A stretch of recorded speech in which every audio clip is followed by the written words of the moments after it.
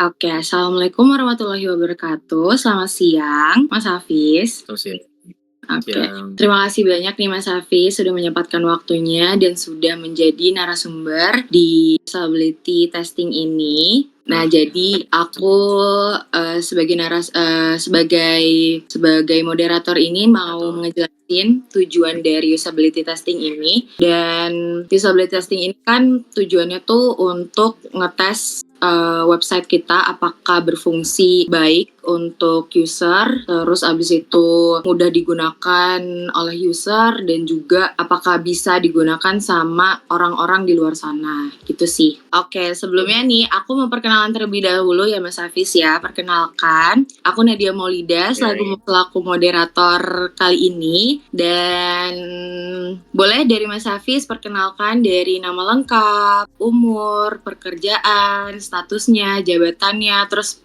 kerja di perusahaan apa nih, boleh dijelasin? Oke, perkenalkan nama saya Muhammad Hafiz Irwansyah.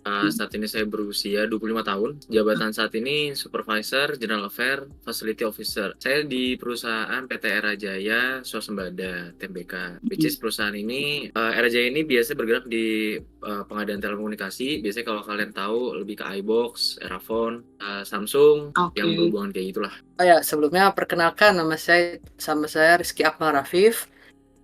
Perkenalkan nama saya Muhammad Farnali. Sebelumnya perkenalkan nama saya Muhammad Akbar.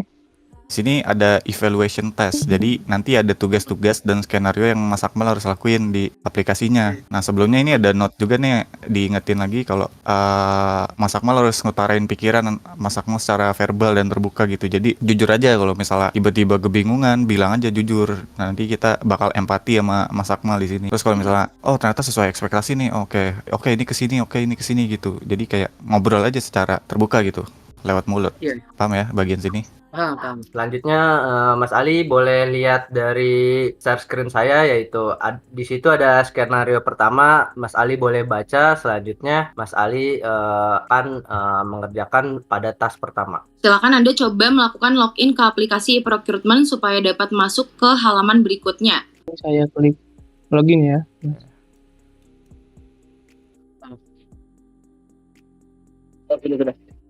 Udah. Oke. Temukan fitur untuk dapat menambahkan data karyawan baru atau calon pengguna baru sebagai akun baru, dan coba simpan data baru tersebut. Oke. Iya, sudah. Data user udah masuk ya. Saya juga udah tanda user di sini.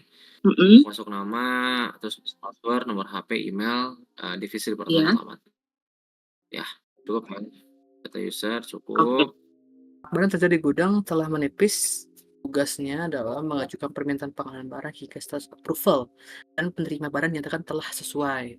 Cari halaman di mana Anda bisa melihat seluruh data daftar permintaan. Tidak ada kendala. Saat pertama kali Mas Ali mengakses halaman nih, bagian mana yang menurut Mas Ali itu langsung Mas Ali paham banget tanpa berpikir sedikit pun? Untuk mungkin ya dari pertama ya bagian login. Lalu untuk kedua di bagian data user, ya. Dan button-button lainnya seperti data permintaan, data vendor, approval, dan receipt itu terlihat jelas lah. Terlihat jelas lah ya, aman di situ ya. Iya. Langsung Mas Ali kayak paham gitu saat saya bilang cari ini, cari ini gitu. Oke.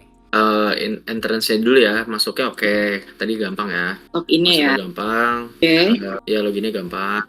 Nih pertanyaannya adalah, apakah ada bagian yang Mas Hafiz harapkan yang lebih simpel atau lebih terstruktur, lebih informatis, atau fitur informasi yang menurut Mas Hafiz penting tapi belum ada gitu? Oke, kalau yang paling penting pertama conversation-nya. Itu paling penting. Conversation itu harus ada. Jadi ini mirip jatuhnya, conversation itu mungkin bisa kalian buat kayak semacam email. Misalkan dari data karyawan itu kan muncul nih nama-namanya. Nanti dari data-data karyawan itu bisa kalian tanda kutip to atau sisi. To atau sisi. Jadi kayak langsung tiba-tiba masuk ke email atau semacamnya. Jadi dari sisi-sisi orang-orang yang diajak itu bisa kedetek kalau mereka diajak conversation atau semacamnya. Kira-kira ada saran nggak biar nggak bingung gitu orang-orang gunakan saran singkat dari Mas ya? Sebenarnya sih bingung nih dari diri saya sendiri ya, bukan dari website ini Mas. Untuk sebenarnya sih website itu bagus, kayak gampang di ini, cuma emang dari saya sendiri kayak kurang teliti atau kurang konsen sih Mas. Oke, dari kita sih udah gak ada pertanyaan lagi sih, udah cukup banyak banget insight yang Mas Hafiz kasih untuk kita. Makasih banyak untuk waktunya. Ya. Dan juga Mas Hafiz sudah nyempetin waktunya, dan mohon maaf jika Nadia ini ada salah kata. Terima kasih. Wassalamualaikum warahmatullahi wabarakatuh. Selamat siang. Assalamualaikum warahmatullahi wabarakatuh.